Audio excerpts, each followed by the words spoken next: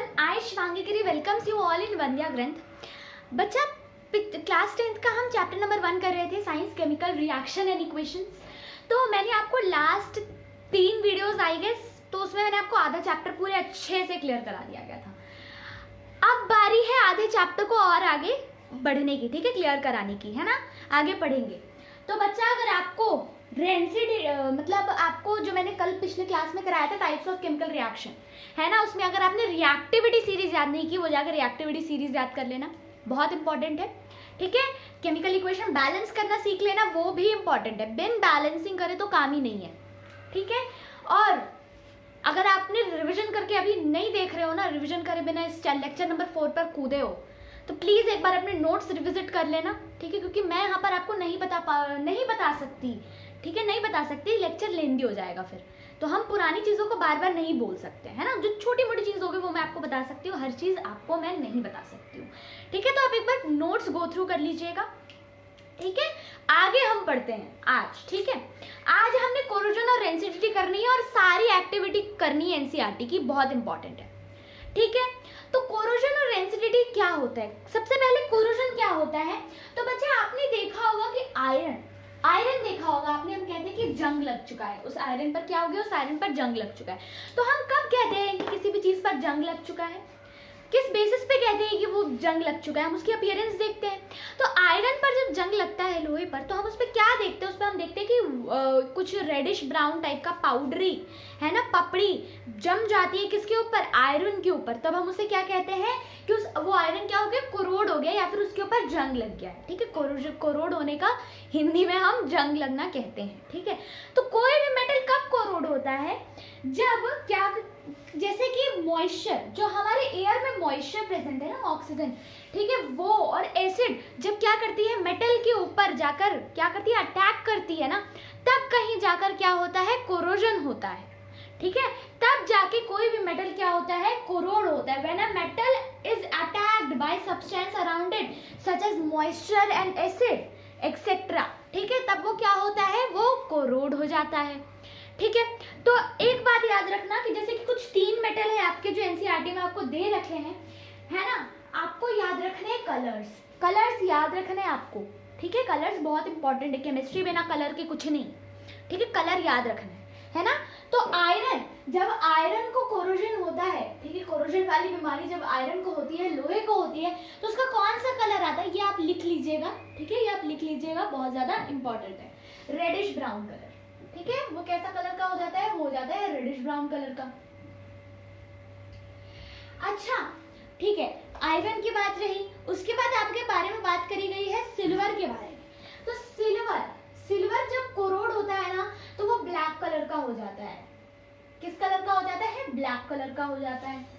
जब copper corrode होता है तो वो किस कलर का हो जाता है? वो ग्रीन कलर का हो जाता है। किस कलर का हो जाता है? वो ग्रीन कलर का हो जाता है। क्या आपको इतनी बात समझ में आई और समझ में आनी भी चाहिए? कोरोजन होती है तब ये आयरन किस कलर का हो जाता है? Reddish brown, silver black colour का और कॉपर ग्रीन कलर का। कोरोजन आपको पूरा समझ में आ गया। अब बात करेंगे रेंसिडिटी पर। रेंसिडिटी क्या होता है बच्चा? रेंसिडिटी होता है कि जब फैट, और जब भी हम किसी फूड को प्रिपेयर करते हैं, ठीक है, तो जब उसमें जो उसमें मसाले होते हैं ना, फैट वगैरह, उस पर वो जब ऑक्सीडाइज हो जाते हैं ना, जब उस पर ऑक्सीजन रिएक्ट कर जाता है, तो क्या हो जाता है, वो अनप्लीजेंट महकने लगता है ना, अनप्लीजेंट से उसकी स्मेल आती है, और खाने में वो काफी ज्यादा अनहेल्दी हो जाता है हमारे लिए, क्योंकि वो ऑक्सीडाइज हो जाता है ना। और ऑक्सीडाइज फूड, सड़ा हुआ खाना, ठीक है, उसे हमें नहीं खाना चाहिए। उससे क्या होगा? उससे हमें हो सकता है हमारे स्टमक रिलेटेड इशू हो जाए, है ना, हमें कॉन्स्टिपेशन हो जाए, या फिर हमारा कॉन्स्टिपेशन हो जाए, ठीक है। तो इसीलिए हमें कभी भी रेंसिड फूड नहीं खाना चाहिए, ठीक है। When fats and oil gets oxidized, when gets oxidized they become rancid and their smell become unpleasant। मतलब जब फैट जो होता है, उसमें फैट जब ऑक्सीडाइज हो जाता है खाने के अंदर, तब क्या होता है, तब उसमें से एक अनप्लीजेंट स्मेल आने लगती है, तब उसे हम कहते हैं कि वो रेंसिड हो गया, वो खाना क्या हो गया, खराब हो गया, ठीक है, उसे नहीं खाना चाहिए। अच्छा, तो रेंसिड सारी फूड्स होते होंगे, सारे फूड रेंसिड होते होंगे। तो मेथड टू प्रिवेंट रेंसिडिटी हम पढ़ते हैं। आपसे पूछे भी जाते हैं कि व्हाट आर द मेजर्स और what are the method that we do to prevent rancidity. तो मेथड टू प्रिवेंट रेंसिडिटी को प्रिवेंट करने के लिए कौन कौन से मेथड अपनाए जा सकते हैं। तो सबसे पहला मेथड जो हम यूज करते हैं ना अपने घर पर नहीं, मतलब हम देखेंगे चिप्स के पैकेट में क्या होता है, नाइट्रोजन पैकेजिंग होता है। नाइट्रोजन पैकेजिंग से क्या होता है कि उसमें कोई और गैस नहीं घुस पाती है ना, उसमें नाइट्रोजन होता है और नाइट्रोजन फूड को रेंसिड नहीं करता है। तो पहला तो है नाइट्रोजन पैकेजिंग या फिर वैक्यूम पैकेजिंग। ठीक है, नाइट्रोजन या फिर वैक्यूम पैकेजिंग। ठीक है, नेक्स्ट क्या है, एयर टाइट पैकेजिंग। जब हम एयर टाइट पैकेजिंग करते हैं ना तभी, ठीक है, पैकेजिंग लिख लो या फिर पैकिंग लिख लो, है ना, पैकिंग ही लिख लो। ठीक है, air tight packing, air tight packing. ठीक है, एयर टाइट मतलब उसमें से एयर जो है वो अंदर बाहर ना जा सके, उसे हम कहते हैं एयर टाइट पैकिंग। ठीक है, रेफ्रिजरेशन, है ना, रेफ्रिजरेशन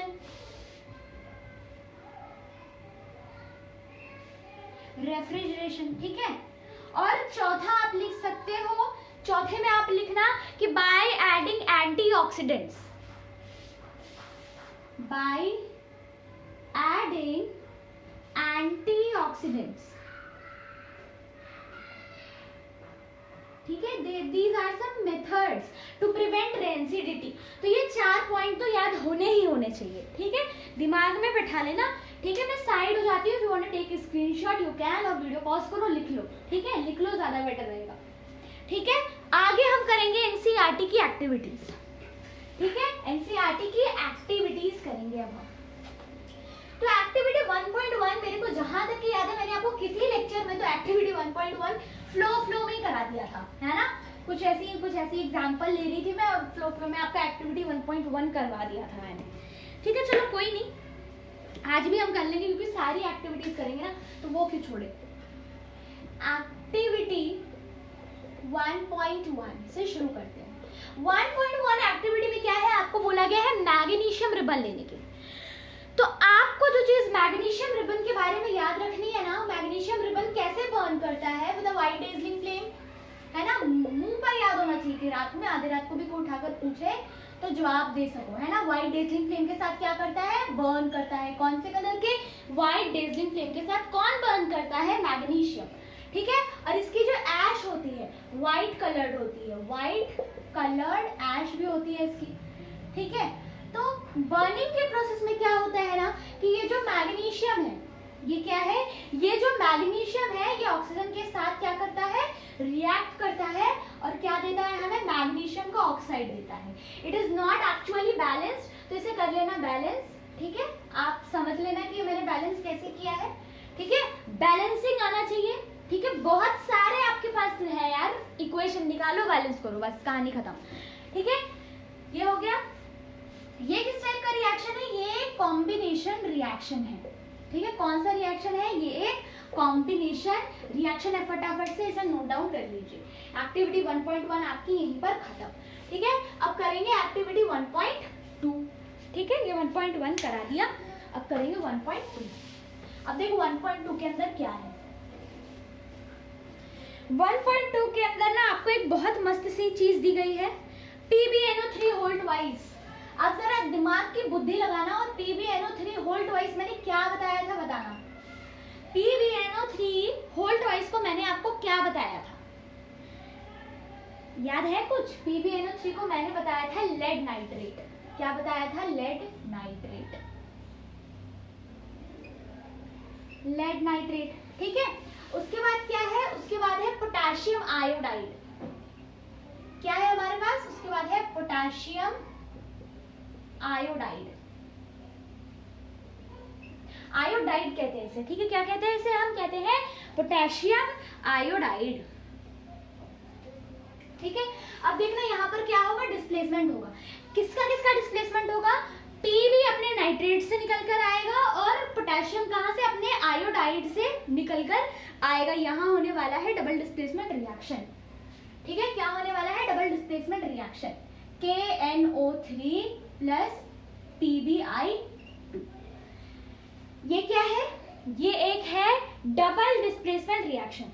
तो अच्छा मेरे को एक बात बताना कि क्या ये एक बैलेंस्ड केमिकल इक्वेशन हुई, क्या ये एक बैलेंस्ड केमिकल इक्वेशन हुई, नहीं नहीं, ये बैलेंस्ड केमिकल इक्वेशन है ही नहीं, है ना, नहीं है। तो इसे आप बैलेंस कर लेना। मैंने आपको बता दिया कि ये क्या है, ये एक डबल डिस्प्लेसमेंट रिएक्शन है, DD रिएक्शन है। डबल डिस्प्लेसमेंट को हम प्यार से DD रिएक्शन भी बोलते हैं, ठीक है। अगले बार से डबल डिस्प्लेसमेंट नहीं लिखूंगी, अगले बार से हम करेंगे शॉर्ट ट्रिक, ठीक है। अभी लिख दिया डबल डिस्प्लेसमेंट, अगले बार से DD रिएक्शन लिखूंगी, ठीक है। ये है डबल डिस्प्लेसमेंट रिएक्शन, इसके बारे में बस इतना याद रखो, काफी है।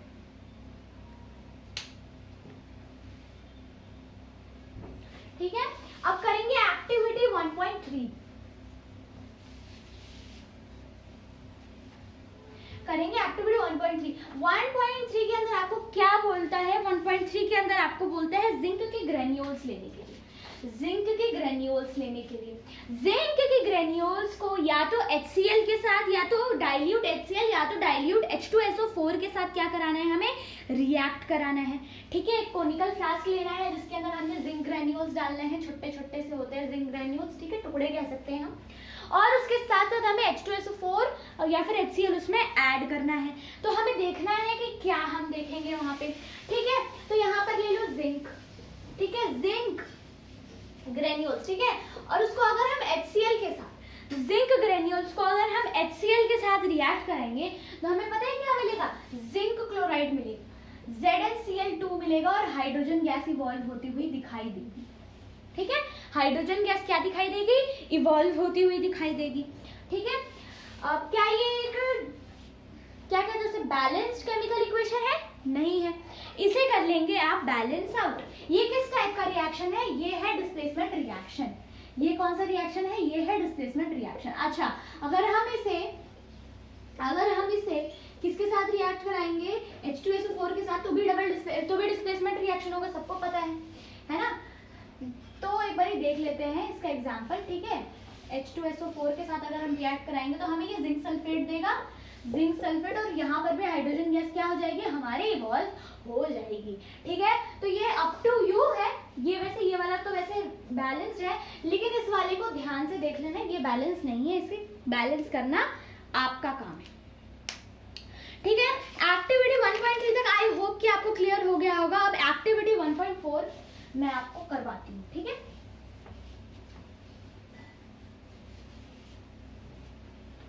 चलो एक्टिविटी 1.4 पढ़ने से पहले आपको क्या पता है कैल्शियम ऑक्साइड के बारे में।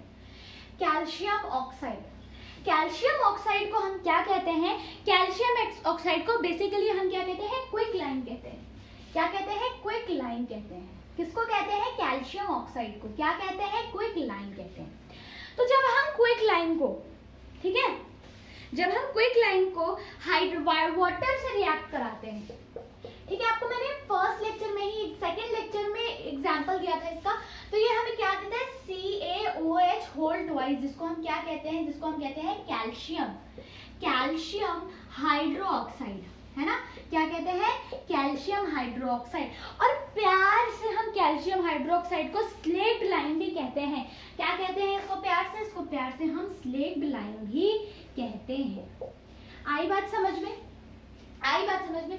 तो आपको पता है ये जो स्लेट लाइम आपके पास बनकर आई ना, इसको हम चूना कहते हैं हिंदी में। इसको हम हिंदी में क्या कहते हैं, चूना। वही वाला चूना, वही वाला पुटी जिसे हम पेंट करने से पहले लगाते हैं पेंटर, ये वही है, ये वही है, ठीक है। ये दीवार में क्या करता है, ये दीवार में शाइनिंग लेकर आता है, पुट्टी कहते हैं ना इसको हम। तो ये दीवार में कैसे शाइनिंग लेकर आता है ना, इस बारे में सबसे पहले समझना, ठीक है। CaOH होल ट्वाइस को हम क्या करते हैं, अपने दीवार पर लगाते हैं। हम स्लेक्ड लाइम को क्या करते हैं, अपने दीवार पर लगाते हैं। इसके अंदर NCERT के भी अंदर आपको इसके बारे में दिया गया है। तो ये जब मौजूद है ना, हवा में मौजूद कार्बन डाइऑक्साइड के साथ जब रिएक्ट करती है, ठीक है, तो हमें क्या देती है, ये CaCO3 देती है, CaCO3, जिसको हम क्या कहते हैं, जिसको हम कैल्शियम कार्बोनेट कहते हैं। और ये जो कैल्शियम कार्बोनेट है ना, ये दीवार को शाइन देती है, ठीक है, और इसके साथ साथ हाइड्रोजन इवॉल्व हो जाता है, हाइड्रोजन गैस क्या होता है, इवॉल्व हो जाता है, वेपर बन जाते हैं इसके, ठीक है। तो ये जो है ना, ये हमारे दीवार को शाइन प्रोवाइड करती है, एक्स्ट्रा शाइन प्रोवाइड कराती है। आई बात समझ में। और इसको हम क्या कहते हैं, व्हाइट वॉशिंग में भी यूज करते हैं, इसमें यूज करते हैं हम, व्हाइट वॉशिंग में भी यूज करते हैं। किसको यूज करते हैं, कैल्शियम हाइड्रोक्साइड को। कैल्शियम हाइड्रोक्साइड को प्यार से हम क्या कहते हैं, स्लेगलाइन कहते हैं। इसका फॉर्मूला क्या होता है, CaOH होल ट्वाइस होता है। कैसे बनता है, कैल्शियम ऑक्साइड को जब हम वाटर के साथ रिएक्ट कराते हैं तब हमें कैल्शियम हाइड्रोक्साइड देते हैं। कैल्शियम हाइड्रोक्साइड व्हाइट वॉशिंग के लिए, दीवार की व्हाइट वॉशिंग के लिए यूज किया जाता है, ठीक है, इसको कैल्शियम हाइड्रोक्साइड और प्यार से स्लेगलाइन भी कहते हैं। जब फर्दर स्लेगलाइन जो हम दीवार पर लगाते हैं, ये हवा में मौजूद कार्बन डाइऑक्साइड से जब रिएक्ट करता है तो हमें क्या देता है, कैल्शियम कार्बोनेट देता है, और हमारे हाइड्रोजन गैस के क्या बन जाते हैं, हवा में वेपर, ठीक है। बस यही पर है। और CaCO3 ना मार्बल का भी फॉर्मूला होता है, CaCO3 मार्बल का भी फॉर्मूला होता है, मार्बल पता है ना, मार्बल का भी फॉर्मूला है CaCO3, ठीक है। आई बात समझ में इतनी, चलो ठीक है। तो एक्टिविटी 1.4 तो आपके बच्चा यही कह रही थी, ठीक है। आगे हम बढ़ेंगे अभी, ठीक है, एक्टिविटी 1.5 की तरफ। ये याद रखना कैसे कैसे क्या क्या बनकर आया, कौन व्हाइट वॉशिंग में यूज होता है, कौन शाइनी फिनिश देता है, ढंग से दिमाग में याद रखना, ठीक है। एक्टिविटी 1.5, एक्टिविटी 1.5 देखेंगे हम, ठीक है। एक्टिविटी 1.5 में बच्चा आपको बोलता है 2 ग्राम फेरस सल्फेट लेना। 2 ग्राम क्या लेना, फेरस सल्फेट लेना। फेरस सल्फेट क्या होता है, फेरस सल्फेट होता है FeSO4.7H2O। क्या होता है, FeSO4.7H2O। इसको हम क्या कहते हैं, इसको हम बेसिकली, अच्छा पिछला वाला जो था ना, मैं आपको जो बता रही थी कैल्शियम ऑक्साइड वाला जो चीज था, कैल्शियम ऑक्साइड और वाटर वाला, वो उसे हम क्या कहते हैं, उसे हम कॉम्बिनेशन रिएक्शन कहते हैं, ठीक है। उसे हम क्या कहते हैं, कॉम्बिनेशन रिएक्शन कहते हैं, याद रख लेना, ठीक है। और साथ साथ वो उसमें क्योंकि राइट हैंड साइड में उसमें हीट भी साथ साथ निकलती है उसमें से, ठीक है। तो हम उसको क्या कहेंगे, उसको हम एक्सोथर्मिक रिएक्शन भी कहेंगे, क्योंकि हीट यहाँ पर क्या हो रही है, रिलीज हो रही है, ठीक है।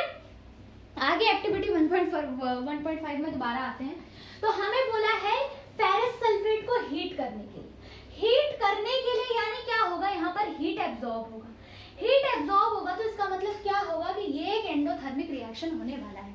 तो जब हम इसे हीट करेंगे तो हमें क्या मिलेगा, इससे पहले ये जान लो कि FeSO4 का ना पेल ग्रीन कलर होता है। कैसा कलर होता है, पेल ग्रीन कलर होता है।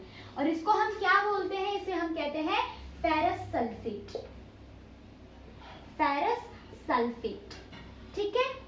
आइए, इसे जब हम हीट करेंगे तो FeSO4 अलग मिलेगा हमें और 7H2O अलग मिलेगा हमें, ठीक है। तो ये किस टाइप का रिएक्शन हुआ, देखो इसे क्या है, देखो अगर ध्यान से देखो ना, तो इस चीज को तोड़ा है, यहाँ पर इस चीज को यहाँ पर तोड़ा है। और इसमें एसिड क्या है, किस चीज के मदद से तोड़ा है, हीट के मदद से तोड़ा है। तो क्या मैं इसे थर्मल डीकॉम्पोजिशन रिएक्शन कह दूं, तो क्या मैं कुछ गलत कहूंगी, थर्मल डीकॉम्पोजिशन रिएक्शन बोलूं तो क्या कुछ गलत होगा, थर्मल डीकॉम्पोजिशन रिएक्शन कहने पे, नहीं होगा। थर्मल डीकॉम्पोजिशन रिएक्शन के साथ ये क्या होगा, ये एक इंडोथर्मिक रिएक्शन भी होगा, इस बात का भी ध्यान रखना, ठीक है। इंडोथर्मिक रिएक्शन होगा। और ये जो FeSO4 है ना, ये व्हाइट कलर का होगा, ठीक है। ये कौन से कलर का होगा, ये व्हाइट कलर का। FeSO4.7H2O पेल ग्रीन कलर का होगा और FeSO4 कौन से कलर का होगा, व्हाइट कलर का होगा, ठीक है। बस आगे फर्दर जब हम FeSO4 को हीट करेंगे, ये जो FeSO4 है, जब हम इसे आगे फर्दर हीट करेंगे तो हमें ना क्या मिलेगा, ये सब चीज और ज्यादा टूट कर मिलेगी। कैसे मिलेंगे, टूट के मिलेंगे। जैसे कि हमें Fe2O3 अलग मिलेगा, ठीक है, Fe2O3 है ना, फेरस ऑक्साइड, SO2 और SO3, ठीक है, ये मिलेंगे, ये दो गैस मिलेंगे हमें, ठीक है। सल्फर डाइऑक्साइड, सल्फर ट्राइऑक्साइड हमें क्या मिलेंगे, अलग अलग मिलेंगे, ठीक है। देखो, और ये जो होगा ना Fe2O3, ये हमारा होगा ब्राउन कलर का। ये कौन से कलर का होगा, ये होगा ब्राउन कलर का। और इसमें जो SO2 है ना, इसके स्मेल भी होगा, याद रख लेना। इसमें से जो SO2 का होगा वो स्मेल भी होगा। इतनी सारी चीजें कैसे याद करेंगे, कर लोगे यार, अगर हमेशा रिवाइज करोगे ना तो सब याद हो जाएगा। एक लिख लो, केमिस्ट्री तो हमेशा पढ़ना ही पढ़ना है, केमिस्ट्री तो हमेशा पढ़ना ही पढ़ना है, क्योंकि उसमें कलर ही कलर है भाई। कलर और स्मेल है, गैस है, उसका हम कुछ नहीं कर सकते, उसका ना हम कोई आपको ट्रिक दे सकते, क्योंकि बहुत सारे रिएक्शन है, ठीक है, बहुत सारे रिएक्शन, तो वो तो खुद पढ़ना पड़ेगा, उसका कोई इलाज नहीं है, ठीक है। आई इतनी बात समझ में। अब हम फर्दर आगे मूव करेंगे एक्टिविटी 1.6 की तरफ, ठीक है।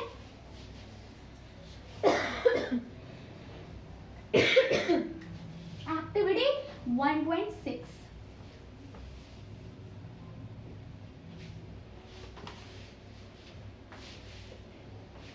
एक्टिविटी 1.6 में ना आपको बेसिकली क्या बोला है, लेड नाइट्रेट लेने के लिए बोला है।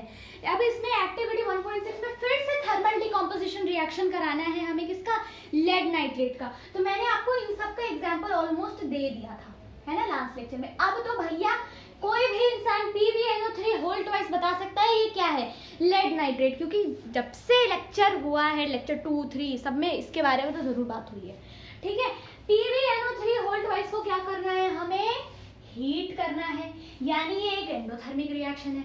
हमें क्या मिलेगा, हमें लेड ऑक्साइड मिलेगा, साथ साथ नाइट्रोजन डाइऑक्साइड मिलेगा और साथ साथ ऑक्सीजन मिलेगा। भाई बैलेंसिंग मैं आपके ऊपर छोड़ रही हूँ, बैलेंसिंग आपके ऊपर छोड़ रही हूँ, ठीक है। ये क्या है, ये एक थर्मल डिकम्पोजिशन रिएक्शन है और उसके साथ साथ एक एंडोथर्मिक रिएक्शन भी है, क्योंकि यहाँ पे हीट की एंट्री हो रही है, तो ये क्या है, ये एक एंडोथर्मिक रिएक्शन भी है। Thermal decomposition reaction, thermal decomposition, और उसके साथ साथ क्या है, ये एक इंडोथर्मिक रिएक्शन भी है। इंडो यानी कि एंट्री भी तो हो रही है हीट की, तो इंडोथर्मिक रिएक्शन भी हुई है। और देखना NO2 के कैसे फ्यूम्स होंगे, ब्राउन फ्यूम्स होंगे, ठीक है, ब्राउन फ्यूम्स होंगे किसके, NO2 के, ध्यान रहेगा, ठीक है। तो आगे फर्दर मूव करेंगे एक्टिविटी 1.7 की तरफ, ठीक है। फिर हमारा ज्यादा नहीं, 1.7, 8, 9, 10, 11 4 और एक्टिविटी हमारे बच जाएंगे, उसके बाद हमारा NCERT खत्म, ठीक है, NCERT का चैप्टर 1 खत्म।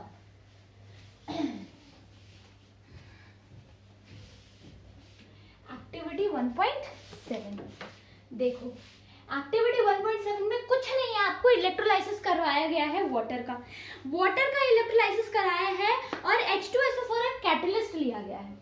कैटलिस्ट कह सकते हैं या फिर कह सकते हैं हम कि उसे एक कंडक्टर, मतलब कंडक्शन इंक्रीज कराने के लिए, उसमें जो H2SO4 आपका जो सल्फ्यूरिक एसिड लिया गया है वो कंडक्शन इंक्रीज कराने के लिए लिया गया है, ठीक है, कंडक्शन इंक्रीज कराने के लिए H2SO4 को लिया गया है। और बेसिकली क्या करा है, वाटर का इलेक्ट्रोलाइसिस करा है, वाटर का क्या करा है, इलेक्ट्रोलाइसिस करा है। तो वाटर का इलेक्ट्रोलाइसिस करेंगे तो उसे हम क्या कहेंगे, इलेक्ट्रोलाइटिक डिकम्पोजिशन रिएक्शन कहेंगे। तो जब हम इसे तोड़ेंगे in the presence of electricity, ठीक है, इलेक्ट्रिक करंट, ठीक है, तो इसमें से हमें क्या मिलेगा, इसमें से हमें H2 मिलेगा और O2 मिलेगा, हाइड्रोजन गैस मिलेंगे और ऑक्सीजन गैस मिलेंगे। बस बैलेंसिंग खुद कर लेना, ठीक है, बैलेंसिंग आप खुद करेंगे, ठीक है। एक्टिविटी 1.7 भी आपकी यहीं पर कंप्लीट हो गई है, ठीक है। ये क्या है, ये एक इलेक्ट्रोलाइटिक डिकम्पोजिशन रिएक्शन है, देखो ना इलेक्ट्रिसिटी एसेट है यहाँ पर, तो ये क्या होगा, ये एक इलेक्ट्रोलाइटिक डिकम्पोजिशन रिएक्शन हो गई, डिकम्पोजिशन रिएक्शन, ठीक है, इलेक्ट्रोलाइटिक डिकम्पोजिशन रिएक्शन, क्योंकि वाटर को क्या करा है, in the presence of electricity तोड़ा है, ठीक है। आगे है एक्टिविटी 1.8, क्या है एक्टिविटी 1.8, 1.8 में क्या है, AgCl की डिस्प्लेसमेंट रिएक्शन होना है बेसिकली यहाँ पर, ठीक है। Displacement reaction, photolytic decomposition reaction होना है, ठीक है। फोटोलाइटिक डीकॉम्पोजिशन रिएक्शन होना है, ठीक है। AgCl लिया गया है, सिल्वर क्लोराइड, भाई इन सबको बताने की जरूरत है आपको ये क्या है क्या नहीं है, आपको ये चीज रट गई होगी अब तक, है ना।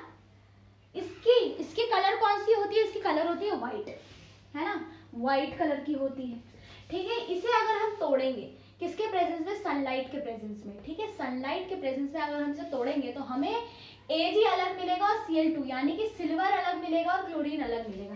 कुछ महान होंगे जिन्हें AgCl समझ में नहीं आ रहा होगा, सिल्वर क्लोराइड, ठीक है।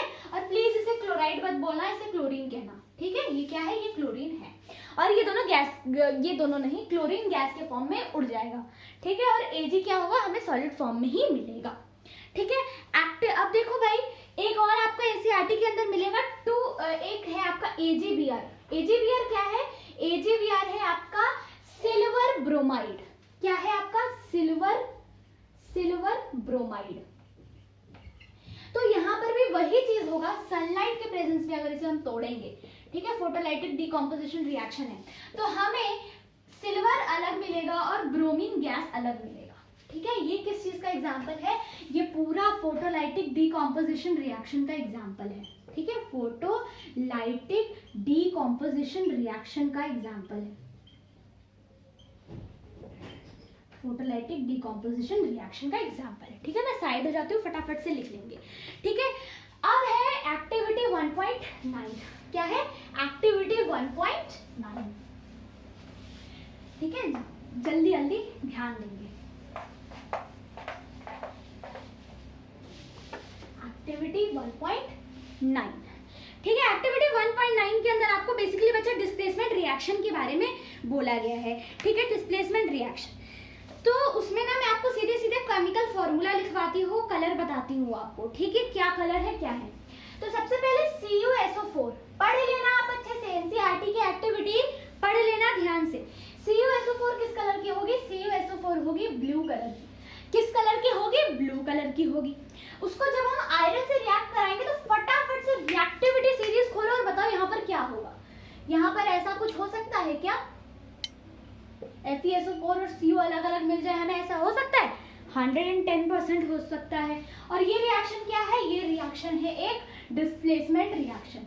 कौन सा रिएक्शन है ये एक डिस्प्लेसमेंट रिएक्शन है, ठीक है। ये एक डिस्प्लेसमेंट रिएक्शन है, पढ़ लेना एक्टिविटी ढंग से, ठीक है, पढ़ लेंगे एक्टिविटी ढंग से, ठीक है। अब आते हैं एक्टिविटी 1.0 की तरफ, ठीक है। 1.0 एक्टिविटी है ना, उसके अंदर क्या है, उसके अंदर ना आपको DD रिएक्शन के बारे में, डबल डिस्प्लेसमेंट के रिएक्शन के बारे में आपको बताया गया है। NO2SO4 को किस चीज के साथ रिएक्ट कराया गया है, BaCl2, बेरियम क्लोराइड, BaCl2। ये क्या है, ये है सोडियम सल्फेट। ये क्या है, ये है सोडियम सल्फेट। ये क्या है, ये है बेरियम क्लोराइड, ये है बेरियम क्लोराइड, ठीक है, बेरियम क्लोराइड। अब इसमें होने वाली है डबल डिस्प्लेसमेंट रिएक्शन, ठीक है। क्या बनेगा, NaCl बनेगा और BaSO4 बनेगा, BaSO4 बनेगा, ठीक है। क्या बनेगा, BaSO4, बेरियम सल्फेट बनेगा। बेरियम सल्फेट के साथ हमें क्या मिलेगा, हमारा सॉल्ट मिलेगा, कॉमन सॉल्ट, सोडियम क्लोराइड, है ना, सिंपल, ठीक है, सिंपल इजी। यहाँ पर क्या हुआ, यहाँ पर डबल डिस्प्लेसमेंट रिएक्शन हुआ, ठीक है। यहाँ पर क्या हो गया, यहाँ पर DD रिएक्शन हुआ, DD रिएक्शन हो गया, और उसके साथ साथ में यहाँ पे पर्सिपिटेट भी फॉर्म होती है, पर्सिपिटेट भी फॉर्म होती है, इसलिए ये पर्सिपिटेशन रिएक्शन भी है, पर्सिपिटेशन रिएक्शन भी है उसके साथ साथ, सिर्फ DD नहीं है, पर्सिपिटेशन रिएक्शन भी है साथ साथ, ठीक है। कितना समझ में आया। अब नेक्स्ट है एक्टिविटी 1.11, ठीक है, एक्टिविटी 1.11। एक्टिविटी 1.11 हमारी लास्ट एक्टिविटी है, जिसके अंदर रिडॉक्स रिएक्शन, ऑक्सीडेशन के बारे में है बेसिकली। क्या है, कॉपर को ऑक्सीजन के साथ रिएक्ट कराया तो हमें क्या मिलेगा, कॉपर ऑक्साइड मिलेगा, बस। एक्टिविटी 1.11 में यही है। कॉपर किस कलर का होता है, कॉपर होता है ब्राउन कलर का और कॉपर ऑक्साइड होता है ब्लैक कलर का। यहाँ पर ये क्या है, बेसिकली कॉपर हो गया ऑक्सीडाइज, कॉपर क्या हो गया, कॉपर हो गया है ऑक्सीडाइज, ठीक है, ऑक्सीडाइज हो गया है। कॉपर ऑक्सीजन क्या है, एक ऑक्सीडाइजिंग एजेंट है, ऑक्सीडाइजिंग एजेंट है ना, ऑक्सीडाइजिंग एजेंट है। कॉपर क्या है, कॉपर एक रिड्यूसिंग एजेंट है, ठीक है, रिड्यूसिंग एजेंट है। अब इसके साथ क्या हुआ है देख लो, ठीक है, रिड्यूसिंग एजेंट ना भी कहो तो इसको जमेगा, लेकिन ये एक ऑक्सीडाइजिंग एजेंट है, ठीक है। तो यहाँ पर ऑक्सीडेशन यहाँ पर बेसिकली क्या हुआ है, ऑक्सीडेशन रिएक्शन हुआ है, ठीक है। रेडॉक्स रिएक्शन नहीं कहेंगे हम, इसे क्या कहेंगे, ऑक्सीडेशन रिएक्शन बोलेंगे, ठीक है, ऑक्सीडेशन रिएक्शन, ऑक्सीडेशन रिएक्शन। तो क्या हुआ, आपका पूरा चैप्टर 1 इस तरीके से कंप्लीट हो गया है, ठीक है। तो चारों लेक्चर में बिल्कुल अच्छे से प्यार से आपको क्या होगा, पूरा चैप्टर क्लियर होगा, मैं ये आशा करती हूँ। अगर आपको फिर भी डाउट है ना तो प्लीज़ मेरे को बताना, ठीक है, कमेंट में बताना, और मैं कोशिश करूँगी कि आप लोगों को वो जो आपका डाउट है ना वो क्लियर करवा दूँ, ठीक है। अगर मुझ तक पहुँचेगी तो मैं उसे पक्का क्लियर कर दूंगी आपको, ठीक है। और कोई भी डाउट होना तो आप बेझिझक कमेंट सेक्शन में पूछना, हमारे इंस्टाग्राम अकाउंट में हमें फॉलो कर लेना, वहाँ पर भी आप पूछ सकते हो, है ना। और मैं शॉर्ट्स रील्स डालती हूँ, आप उसे भी चेकआउट कर लीजिएगा जाकर, ठीक है। Thank you very much.